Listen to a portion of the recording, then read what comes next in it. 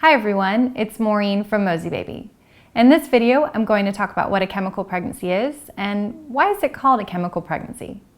Next week, I'll share more about what a chemical pregnancy feels like. Be sure to subscribe to our channel so you don't miss that video. And as always, feel free to give us a like if you find what you see here helpful.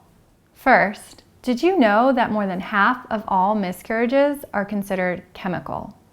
A chemical pregnancy is extremely common. It's possible you may have already had one in the past without even realizing it.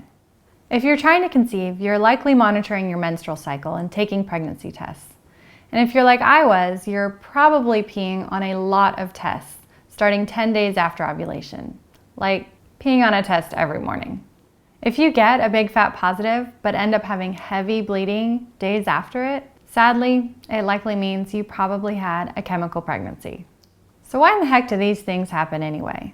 It's nature's cruel way of eliminating an embryo that isn't developing normally and may have genetic or chromosomal abnormalities. So to break it down for you, the sperm met the egg, which is great to know that they're meeting. I mean, that's half the battle. But unfortunately, they weren't a good match.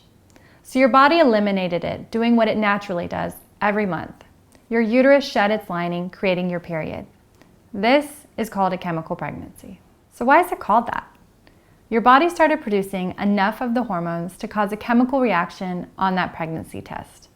You just happened to catch that positive in the very early days, possibly right after implantation of the embryo.